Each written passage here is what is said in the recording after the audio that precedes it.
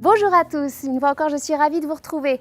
Ce mois-ci nous allons aborder un sujet qui nous concerne tous puisque nous allons parler du tri sélectif et de l'importance de ce geste simple qui permet de valoriser nos déchets tout en préservant notre planète.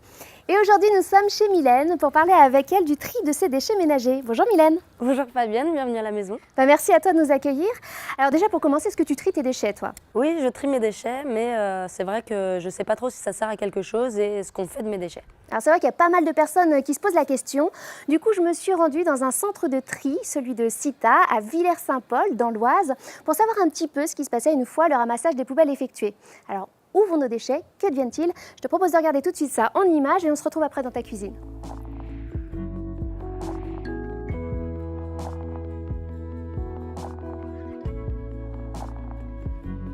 Nous voici donc dans l'Oise, dans l'un des centres de tri nouvelle génération exploités par Cita, leader et expert innovant de la gestion des déchets en France et partout dans le monde. Alors ici, on recycle toutes sortes de déchets, que ce soit du papier, du plastique ou encore des métaux, bref, toutes sortes de matériaux. Et il paraît que de par sa modernité, ce centre a une capacité de tri très impressionnante. Je ne sais pas vous, mais moi ça me donne envie d'aller y jeter un œil. Tout de suite, on retrouve Jean-Paul Dubois, le directeur du site, pour nous guider. Jean-Paul, bonjour. Bonjour. Merci de m'accueillir sur votre site. Alors, présentez-moi un petit peu le centre, qu'on en sache un peu plus. Alors ici, vous êtes sur le centre de traitement principal. Cita est présent ici pour exploiter l'ensemble des installations. Donc sur la valorisation énergétique, le traitement des déchets ménagers, sur le centre de tri pour toute la partie collecte sélective et sur la plateforme ferroviaire pour le chargement, déchargement des différents caissons qui apportent justement ces matières. Alors, est-ce que vous voulez bien me faire visiter votre centre de tri? Je suis très curieuse. Avec grand plaisir. Allons-y. Allons-y. Ici, c'est là qu'arrivent les déchets que nous mettons, nous, dans nos bacs. Alors, ils arrivent par camion et par voie ferroviaire. Ici, nous recevons les collectes sélectives ainsi que les déchets ménagers dans des caissons comme vous pouvez le voir. Et ensuite, ces différents caissons sont orientés soit vers le centre de valorisation énergétique, soit vers le centre de tri. Alors, vous me parliez du centre de valorisation énergétique. C'est quoi exactement? Alors, un centre de valorisation énergétique, c'est là où on va brûler les déchets. Et en brûlant ces déchets, on va produire de la vapeur. Grâce à cette vapeur, on va produire de l'électricité.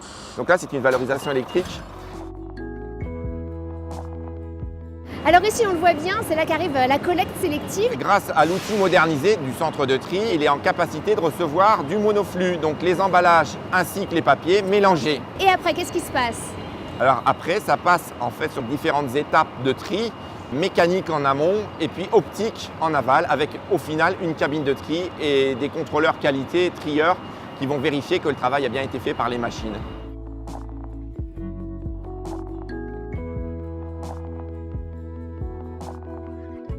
Les matières arrivent et elles sont reconnues. Et si en fait c'est la bonne matière, elles vont passer. Si ce n'est pas la bonne matière, il y a un système de soufflage qui va les envoyer sur un autre tapis.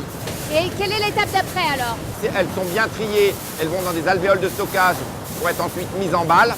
S'il y a des erreurs, les matières reviennent en boucle vers le centre de tri pour être triées. D'accord. Moi j'aimerais bien voir la mise en balle comme vous dites. Bon alors ici c'est ce qu'on appelle une organisation au carré, ça rigole pas. Hein. On a en fait notre presse à balles, on prend les matières qui ont déjà été triées et on les compacte ensemble pour former des cubes qui vont repartir vers des repreneurs, des usines qui vont retraiter ces matières-là pour refaire des nouvelles matières. Et il y a des nouveaux matériaux qui arrivent comme ça petit à petit dans cette boucle? Vous avez notamment les barquettes dans lesquelles vous mettez des salades et autres. Avant, ça allait dans la poubelle de déchets ménagers, maintenant c'est recyclé. Eh bien, merci beaucoup en tout cas pour cette visite, c'était très clair. Et puis s'il y en a qui avaient encore des doutes sur l'utilité du tri sélectif, voilà, ils ont eu une belle réponse.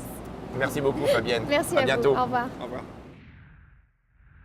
Alors du coup Mylène, maintenant, est-ce que c'est beaucoup plus clair pour toi? Oui, c'est beaucoup plus clair pour moi. Je sais maintenant que le tri que je fais sert à quelque chose. Ça fait longtemps toi que tu tries? Ça fait quelques années maintenant, mais avant je triais juste le verre et mes déchets du quotidien. C'est vrai que notre comportement a évolué au fur et à mesure des années. Et alors, je ne sais pas si tu sais, mais Éco-Emballage fête cette année ses 20 ans. Du coup, je suis allée à la rencontre de son directeur général qui m'a expliqué, entre autres, l'évolution du tri sur ces 20 dernières années. Regarde. Éric Braque de la Perrière, bonjour. Bonjour. Vous êtes donc directeur général d'Eco-Emballage, Eco-Emballage qui fête ses 20 ans, l'occasion de faire le bilan et de nous dire quelles sont les avancées en matière de tri ces 20 dernières années. Alors les avancées sont considérables. Le geste de tri est le premier geste environnemental des Français. Quasiment 100% des collectivités sont équipées de bacs jaunes ou de bacs de recyclage pour faire le tri sélectif. Le tri sélectif, ça sert à éviter de gaspiller les ressources naturelles. Quand vous faites ce petit geste de tri quotidien, vous arrivez à avoir d'autres matières premières pour les remettre en circulation au lieu de les jeter. Alors comment le tri va évoluer ces prochaines années? Est-ce que vous avez déjà une idée? Alors le grand enjeu sur le tri, c'est d'abord d'augmenter le tri dans les villes. En France, on trie moitié moins dans les villes qu'à la campagne. On essaye bien sûr de faire en sorte de simplifier le geste de tri pour l'habitant. À la sortie des immeubles, avoir des containers enterrés pour qu'on puisse faire le geste de tri, c'est une nouvelle manière de produire. On est dans une société qui ne gaspille pas ses ressources, on est dans une société qui fait en sorte de réemployer des ressources qu'elle a déjà consommées. Eh bien, merci beaucoup. C'est moi qui vous remercie et continue à trier surtout. On continuera, c'est sûr. Voilà, merci. Merci. Bon, alors maintenant qu'on sait tout ça, concrètement, on va rentrer dans le vif du sujet. Toi, comment est-ce que tu tries tes déchets à la maison?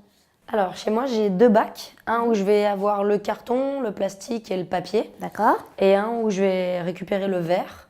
Après, j'ai aussi une boîte à piles et puis un compost. Est-ce que tu avais remarqué, selon les municipalités, on ne triait pas forcément de la même manière? J'ai remarqué dans certains endroits où je suis partie en vacances, effectivement, ils trient le papier, le plastique et le carton séparément. C'est exactement ça, c'est en fonction des villes, mais bon, ça reste quand même relativement simple. D'ailleurs, on va faire une piqûre de rappel pour tout le monde pour savoir ce qu'on a le droit ou pas de mettre dans nos bacs de tri. Alors d'abord, on peut mettre les emballages en aluminium, comme les canettes. On peut également mettre les emballages en carton, comme ici, toi, tu as mis un carton de céréales. Également les bidons, tout ce qui est bouteilles en plastique. En revanche, il ne faut absolument pas mettre tout ce qui est bidon d'huile de moteur ou de produits toxiques. Ça, il faut absolument les emmener à la déchetterie. Je me suis toujours posé la question, est-ce qu'il fallait que je nettoie les emballages avant de les jeter? Ça, c'est une idée reçue. C'est bien que tu me poses cette question. Non, il n'y a pas besoin de nettoyer les emballages. Comme ça, tu gagnes du temps et en plus, tu ne gaspilles pas d'eau, ce qui n'est pas plus mal. D'accord. Et une autre question aussi, hier soir, j'ai cassé un verre et je me demandais s'il fallait que je la jette dans mon bac à verre ou dans ma poubelle. Eh bien, surtout pas dans ton bac à verre. Il ne s'agit pas du même verre. Tout ce qui est vaisselle, il faut l'emmener à la déchetterie. Dans ton bac de verre, tu peux mettre les bouteilles de verre, les bocaux de verre, tes pots de yaourt, tout ça, c'est très bien. En revanche, les ampoules, je ne sais pas où toi tu les jettes, mais il ne faut surtout pas les mettre dans le bac à verre. Tu fais comme avec tes piles, j'imagine que tu les emmènes au supermarché. C'est ça. Voilà, quand tu vas chez les commerçants, vous avez tous remarqué, il y a des bacs pour les piles et généralement à côté, il y a un bac pour les ampoules. Tu mets à cet endroit-là. D'accord. Alors, il y a d'autres manières d'utiliser nos déchets. Toi, d'ailleurs, tu as dit que tu faisais ton compost. Qu'est-ce que tu mets, toi, dans ton compost? Alors moi, dans mon compost, là, par exemple, j'ai mes épluchures de légumes que je vais pouvoir mettre dedans et éventuellement les restes de repas. Alors, tu peux également mettre tes coquilles d'œufs et puis ton marc de café. Tout ça, ce sont des très bons engrais pour les plantes.